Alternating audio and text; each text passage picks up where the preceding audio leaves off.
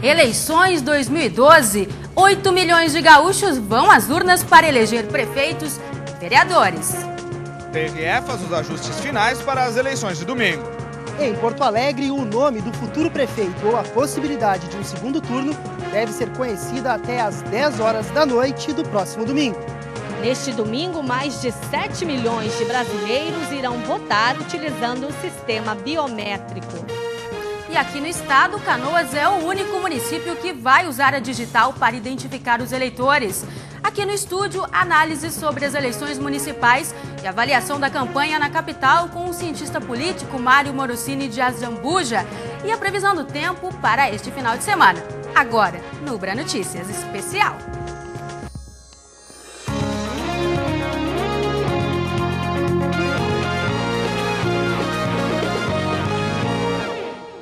Boa noite. Neste domingo, 8 milhões e 300 mil gaúchos vão às urnas para escolher o prefeito e vereadores nos 497 municípios. O mais novo deles é Pinto Bandeira, que pertencia a Bento Gonçalves. A votação inicia às 8 da manhã e se estende até às 5 da tarde. Na capital, são 1 milhão e 76 mil eleitores. E a distribuição das quase 3 mil urnas eletrônicas só termina na manhã de sábado. Na Avenida Padre Cacique, trânsito bloqueado na quadra do depósito do Tribunal Regional Eleitoral. Afinal, é preciso garantir caminho livre aos veículos que transportam as urnas para as sessões eleitorais. Dentro do prédio, trabalho pesado. Mais de 200 pessoas participam dessa etapa e haja fôlego para dar conta da tarefa. Cansaço desde as 5 horas da manhã, estamos aí. Só correria, direto. Estamos um pouquinho atrasados, mas tudo bem. Cada equipamento passou por um criterioso processo para garantir a segurança e a legitimidade nas escolhas dos eleitores. A gente vai observar se foi entregue a urna no lugar certo, vai verificar se o relógio dela está funcionando, se ela está completamente programada certinho, como é que está o nível da bateria e tal.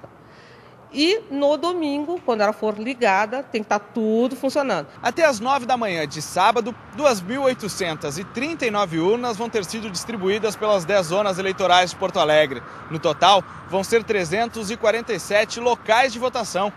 Na Escola João 23, no bairro Medianeira, vão ficar 18 urnas. A montagem da sessão acontece só amanhã.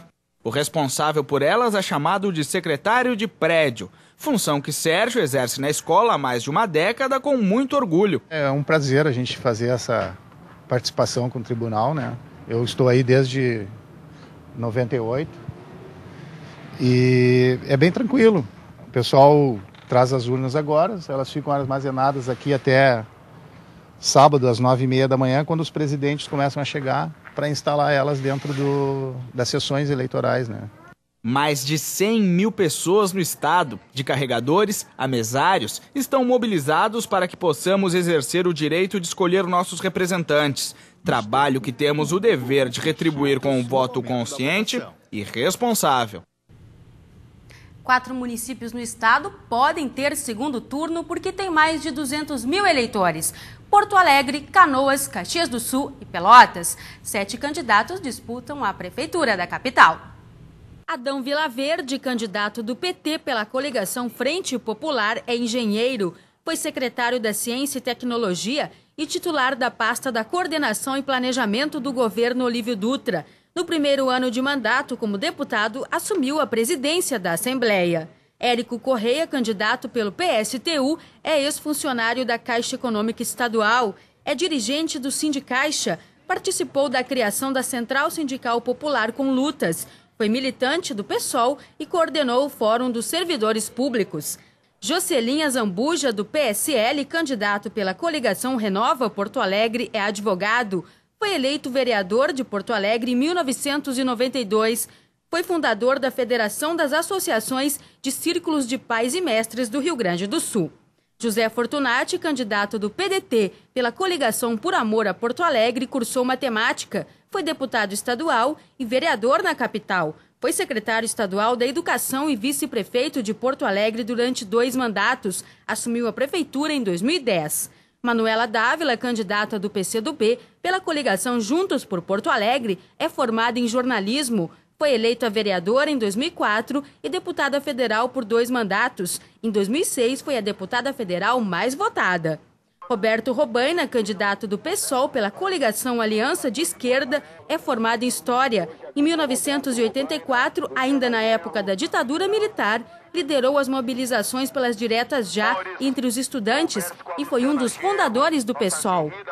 Vambert de Lorenzo, candidato do PSDB pela coligação Porto Alegre para Todos, é advogado, doutor em Filosofia do Direito e professor universitário. Foi presidente da Fundação de Desenvolvimento e Recursos Humanos do Rio Grande do Sul. E o Rio Grande do Sul não vai adotar a lei seca durante as eleições. De acordo com o Tribunal Regional Eleitoral, a lei que proíbe a venda de bebidas alcoólicas no período eleitoral não será adotada aqui e em outros 2 estados brasileiros, Santa Catarina e Rondônia. No Amazonas, em Pernambuco e no Rio Grande do Norte, a lei vai ser implantada. No Rio de Janeiro, a venda de bebidas está autorizada, mas eleitores embriagados serão impedidos de votar. E para falar sobre a importância das eleições municipais, está conosco o cientista político Mário Morosini de Azambuja. Boa noite, obrigada pela presença.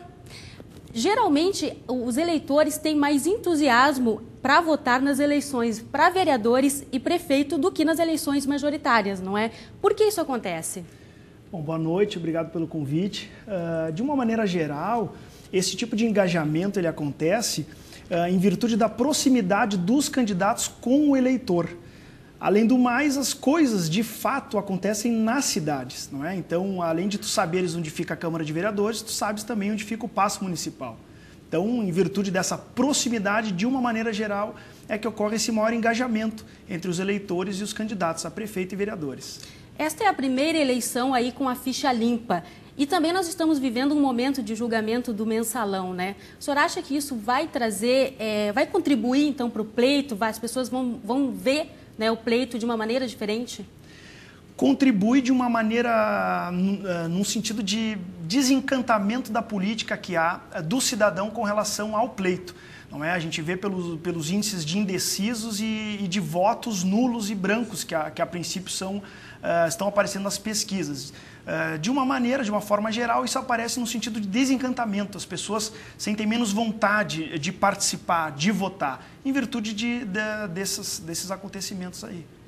Vamos fazer uma avaliação, então, sobre a campanha na capital, né? O senhor acha que os candidatos, eles conseguiram trazer para os eleitores o que os eleitores precisam, o que eles sentem, né, que precisam mudar na cidade? Eles conseguiram trazer as expectativas, os eleitores vão conseguir votar correto? Olha, pelos programas apresentados, pelas estratégias das equipes de campanha, não é? O tempo ele foi relativamente curto e as propostas elas apareceram muito de maneira incipiente, não é? Então, a princípio, o que a gente sugere para os eleitores para formar o seu voto o maior número possível de informações sobre o candidato que está pensando em votar, procurar na internet, procurar os materiais de campanha e assim por diante. A campanha ela serve para os candidatos mostrar suas estratégias, aqui vieram. Mas, como o tempo é curto e como o cenário tradicionalmente ele é polarizado, não há muito tempo para apresentação de propostas. Para finalizar, votar é preciso sempre não votar em branco, é isso? Votar é preciso, não é? É um direito que nós temos, muito se lutou no Brasil para que nós pudéssemos ter esse direito político e é através do voto que o cidadão pode ou concordar com o que está sendo feito ou discordar com o que está sendo feito. Existem outras formas de participação política também, mas o voto é sim imprescindível. Obrigada pela presença. Veja a seguir o movimento de eleitores na rodoviária de Porto Alegre e a previsão do tempo para o final de semana. A gente já volta. Das eleições, no domingo será dia de passe livre no transporte público da capital. Também haverá reforço na frota. Serão 1.115 ônibus e previsão de 4.400 viagens a mais do que em um domingo normal. A IPTC também alerta que o corredor da terceira perimetral estará operando neste domingo para garantir agilidade ao transporte público.